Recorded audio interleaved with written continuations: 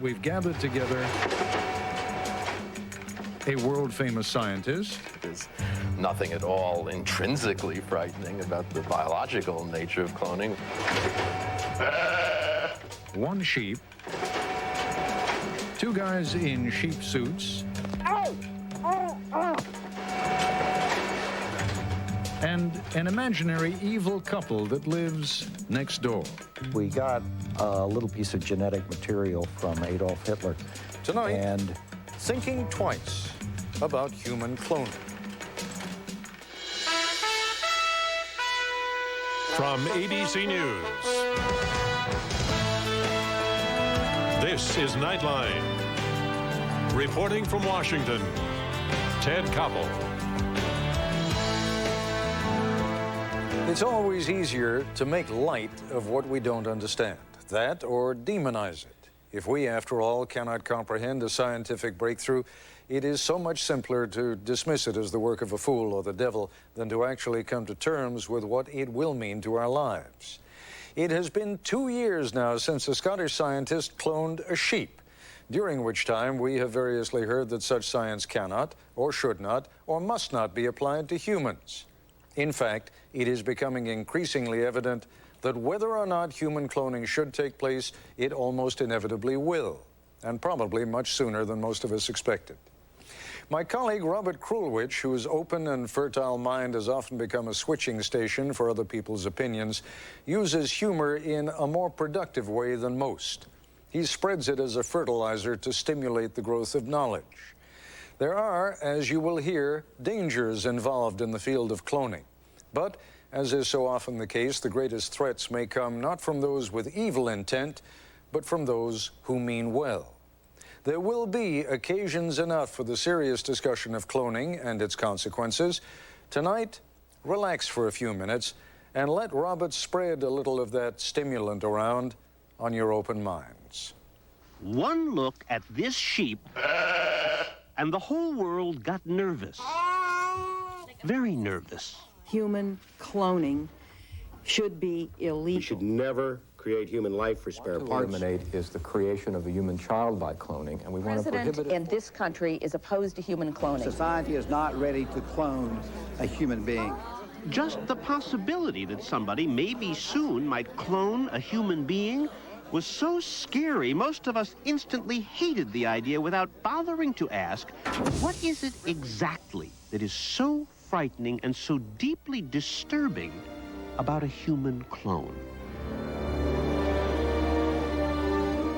We have these images in our heads from the movies. There's the problem. If we do ever clone humans, says Professor Lee Silver of Princeton University, they won't be like these movie clones.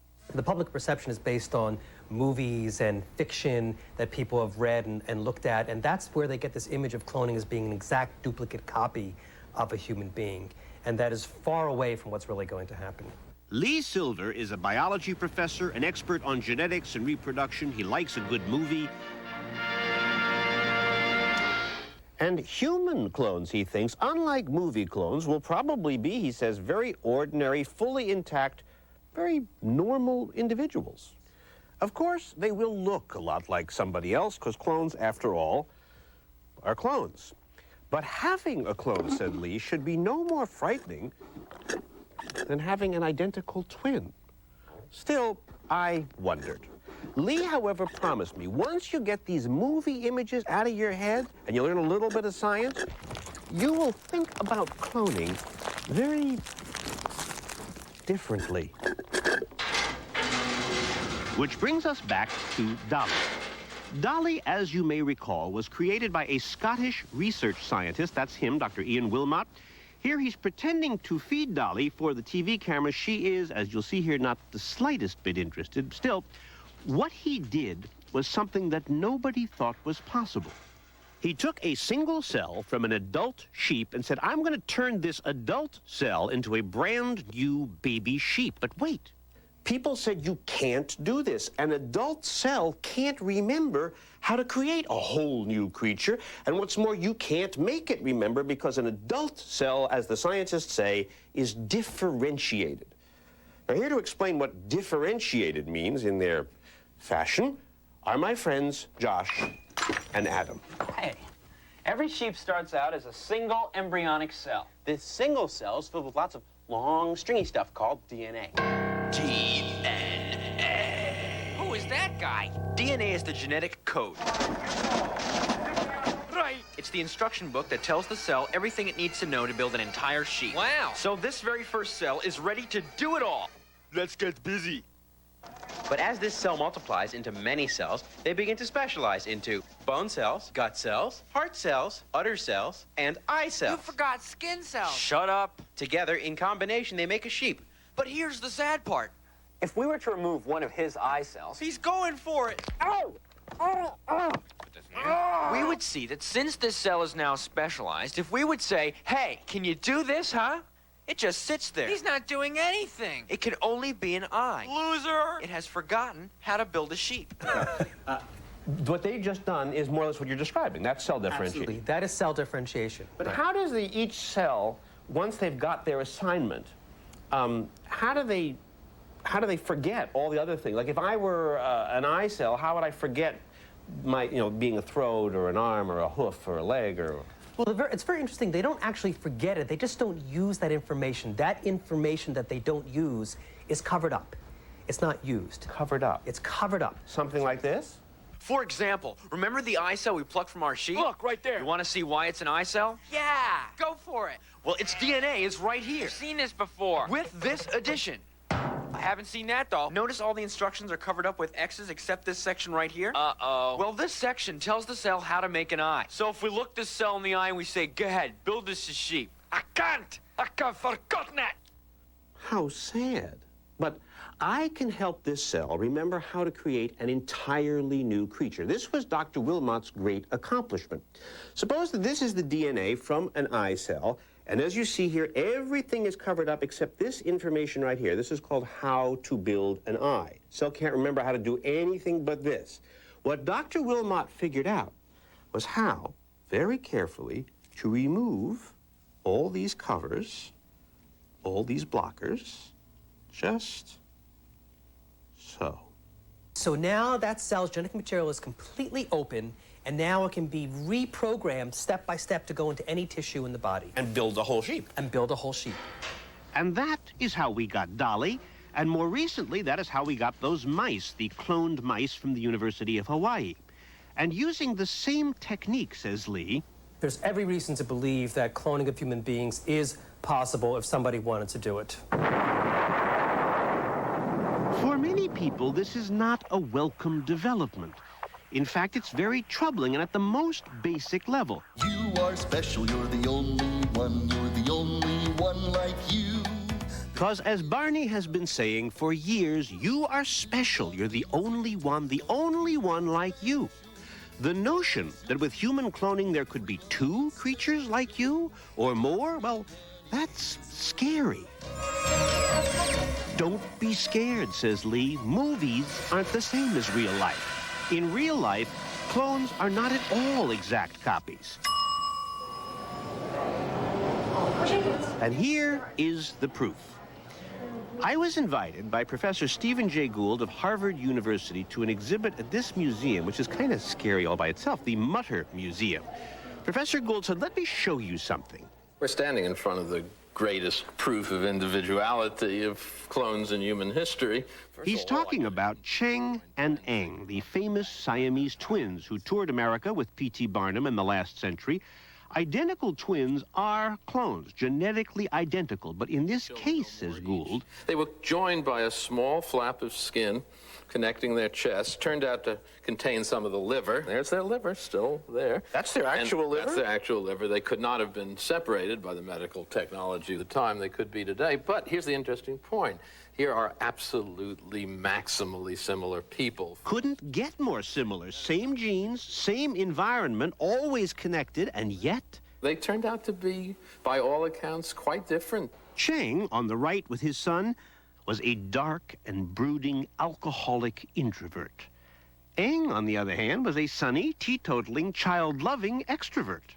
So here are two people couldn't be more alike, and yet they develop distinctly different personalities. If that isn't proof that cloning doesn't make absolute identity, I don't know what else we can give you. So real clones are not exact copies, not at all. But now, how about this other movie notion? You know, sometimes you make a copy of a copy, it's not quite as sharp as, well, the original. Oh, I think that's a misplaced metaphor from the process of Xeroxing. And I mean that seriously. I think we have the Xeroxing metaphor in our mind, that each time you Xerox a Xerox, it degrades, but that's certainly not true. Biologists say that for genes, the right metaphor is computers. Think digital here, where every copy is an original. That's right. The genetic information will be duplicated exactly. So no loss of quality. No loss of quality. No second best. No second best. No clonic kind of character. That's right. That's complete fiction. The right Hitler for the right future. Okay, here's one more worry, and I admit you see this all the time in the movies. People who are attracted to human cloning are not the nicest people. No torture, things like that. Even if they're the couple next door, played by Buck Henry and Jane Curtin. It was going to be so simple. Everything about it was so simple. Just get a piece of genetic material from the Führer, Adolf Hitler, the man we respected so much, and have 6 babies, 1 for each continent, and we could take over the world. No biggie. Many folks worry that human cloning will bring out the worst of human nature and will be used by the worst of humans. But once again, Professor Silver says... They're wrong. That's not the way it's going to work. No? Why not? When we return. This is ABC News Nightline, brought to you by Fidelity Investments.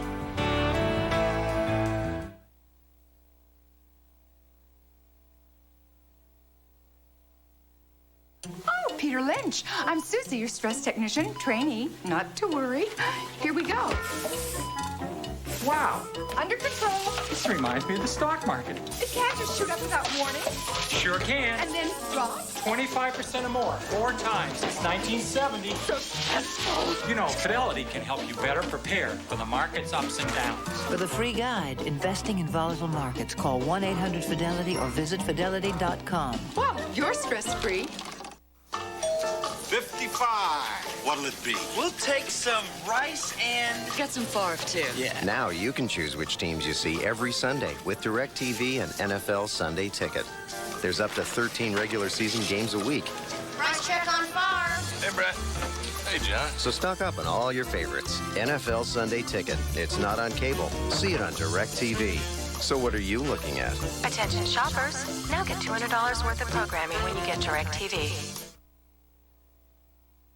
You won't believe what went on in these homes until you see what our cameras caught. How does a parent cope with a rage they can't control? Diane Sawyer, Sam Donaldson, 2020, Wednesday. This supernatural sense of smell I have is telling me I can get 5 Arby's roast beef sandwiches for only $5.95. And I understand they look pretty good, too. To Travel America for next to nothing, call Frontier. It's our Travel America sale. Low fares, great service, and no overnight nor minimum stay required. For incredible savings, call your travel agent or Frontier today. Get ready to save like never before. The Super Computer Sale returns to the National Western Complex. More than 50 dealers, over $10 million in inventory, up to 80% off. For 3 days only this Friday, Saturday, and Sunday. Hardware, software, accessories, and more. IBM, Microsoft, Intel, HP, and others. Computers from $99, notebooks from $299, printers from only $99. New, used, overstocks, and closeouts. Most items new with full warranties. The biggest computer liquidation ever. Software from 99 cents. The Super Computer Sale at the National Western Complex, I-70 at Brighton Boulevard. A Blue Star production. Air Tracker 7. You'll see it only on 7 News.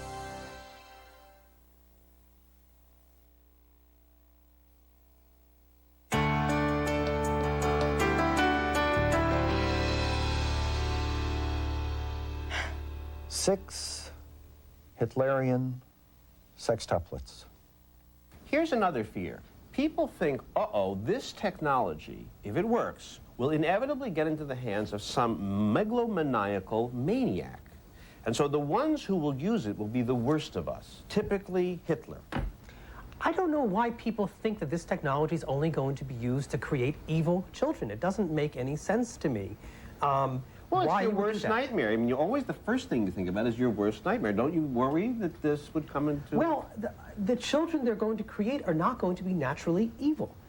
Case in point, with 6 baby Hitlers, performers Buck Henry and Jane Curtin figured they could take over the world until little differences in the environment ruined everything. They were born perfectly normal children. We would look in the crib and see these happy little mustachioed babies playing and giggling in the little Germanic accent that they had. Their little arms and legs just going like all kids do. They were so healthy, so active. One of them particularly with just the right arm. That just, we knew we were on the right track. We had such high hopes for them. All 6. Each one of them went awry. Anyway, my favorite, Mandolph. He was such a great talker. In school, he could just talk the lunch money away from all of the other kids. He was phenomenal. And we thought, yes, yes, he's going to be the one to take over Europe. But it wasn't exactly what we expected. You know, he's become, I think, television's most popular pitchman now. Wasn't exactly what we wanted. Buy or die. You can't trust environment in some cases.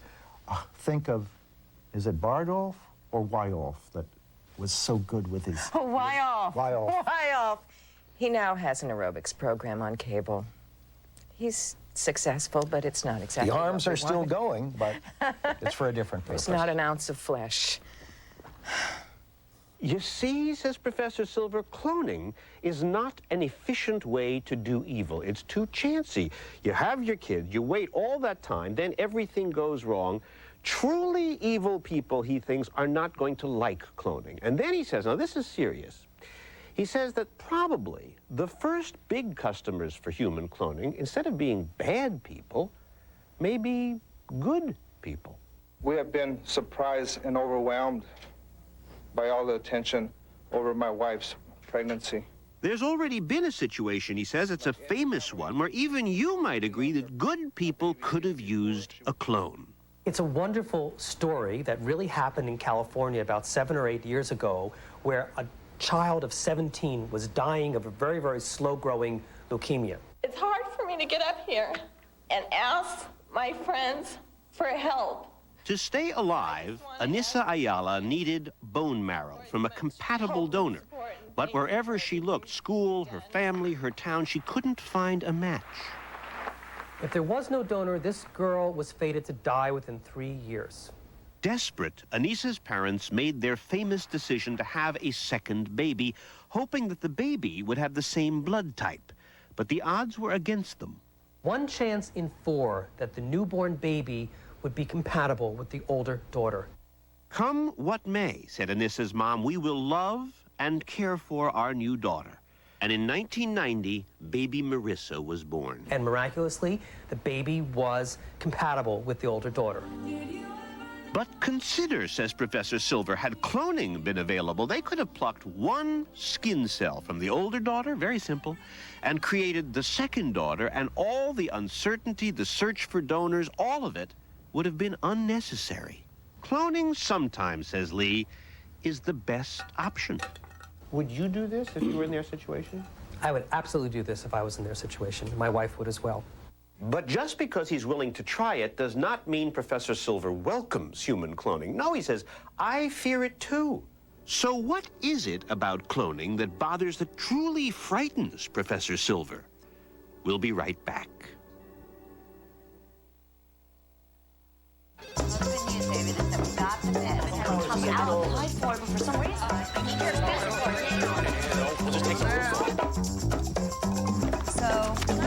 These guys,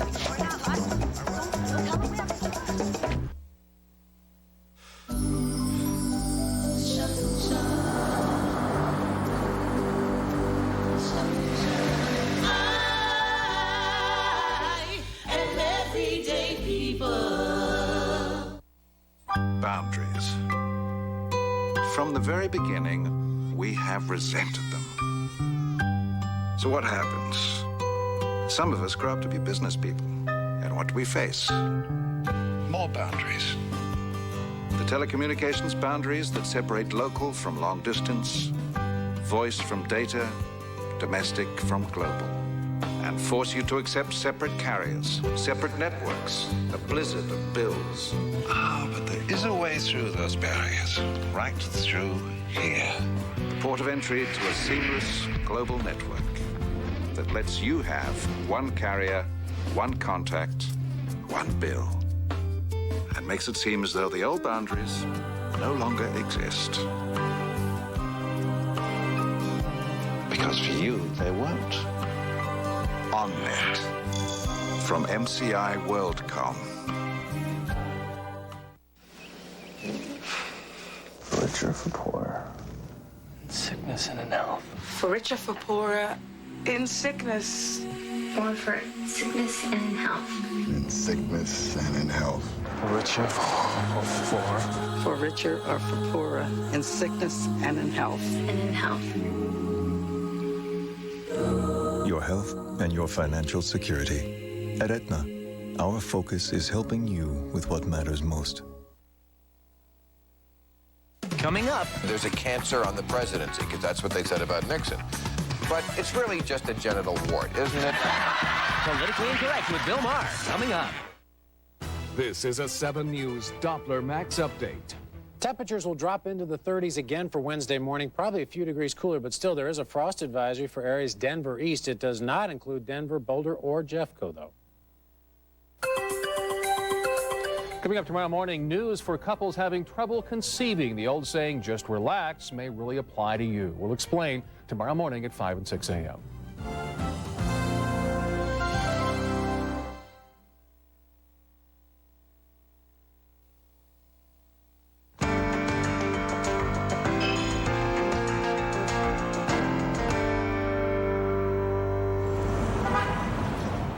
Professor Lee Silver worries that not Hitler, but millions of ordinary couples all over the world will soon be able to take an egg or two from mom, fertilize them with dad's sperm, and then using a cloning technique, molecular cloning, the lab will be able to analyze these tiny embryos so parents can sort through the genes and pick and choose certain characteristics for their baby.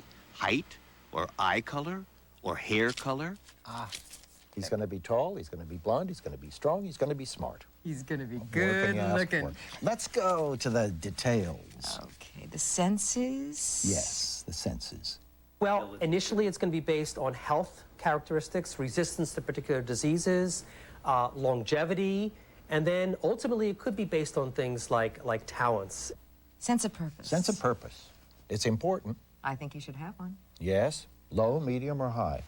This is not going to be easy, and it may never be practical. I don't think high. But Lee says once this process gets started, not cloning a whole creature as in the movies, no, cloning down at the molecular level to identify genes that will give your kid a little extra memory, or extra good eyesight, or extra this, extra that. Once this gets started, where does it end? Well, that's the problem. I don't think it will end. I think that there is no end, that parents will always want to give their children an advantage over other children. I think that's the way it's always been. That's the way it always will. And what if poorer folks can't afford to clone genes for their kids? So then life will get more unfair? Life will definitely get more unfair. And going further, suppose it's possible to give your children night vision from an owl, or super sensitive hearing cloned from a dog. Those children will automatically pass on the added genes, and they'll add some more on additionally. And then at each generation, you can keep on adding and adding and adding genes into the genome. You would have evolution going very, very quickly.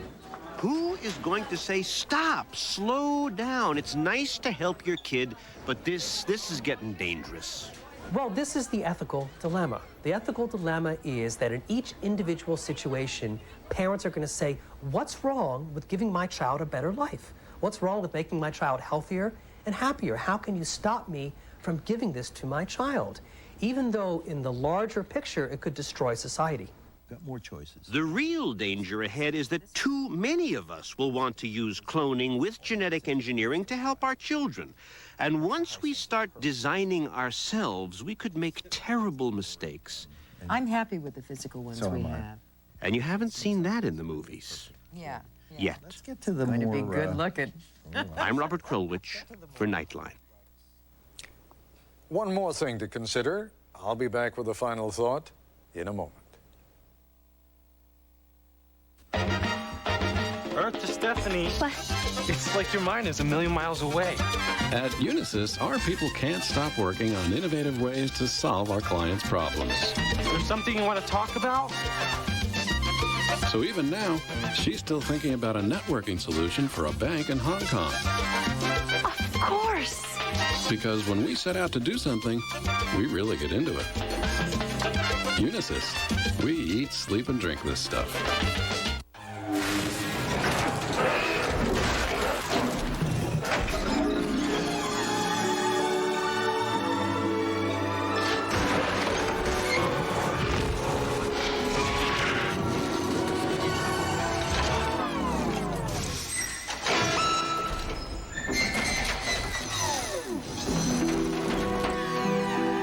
The Accord Coupe from Honda.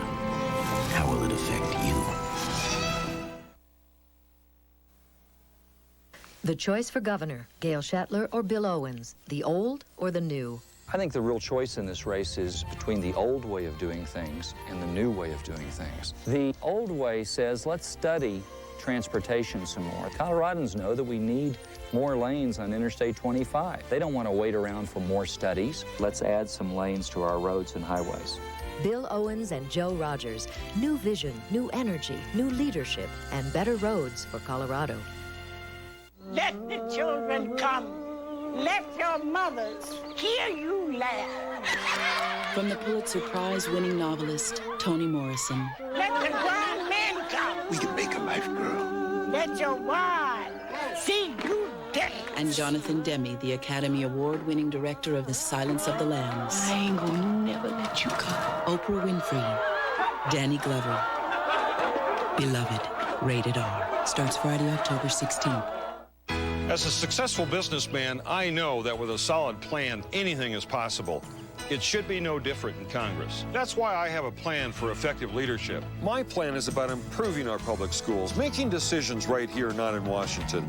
It's about IRS reform. It's about reducing the deficit and saving Social Security. My plan upsizes the power of families and downsizes the power of government. Call me for your copy. Let's put the power back where it belongs, with us. In Garrison Keillor's wondrous but fictitious world of Lake Wobegon, all the women are strong and all the children are above average. The part about the women is totally believable, but that business about making all children above average still eludes us in the real world. In the meanwhile, we continue to struggle to ensure that at least our children will be above average. And as Robert Krulwich reminds us, it is that altogether noble instinct that results in some other children being left behind. It is rarely, if ever, the science that is moral or immoral. Rather, it is the way in which we put it to use to serve our own ends. Now, if we could only clone virtue. That's our report for tonight. I'm Ted Koppel in Washington. For all of us here at ABC News, good night.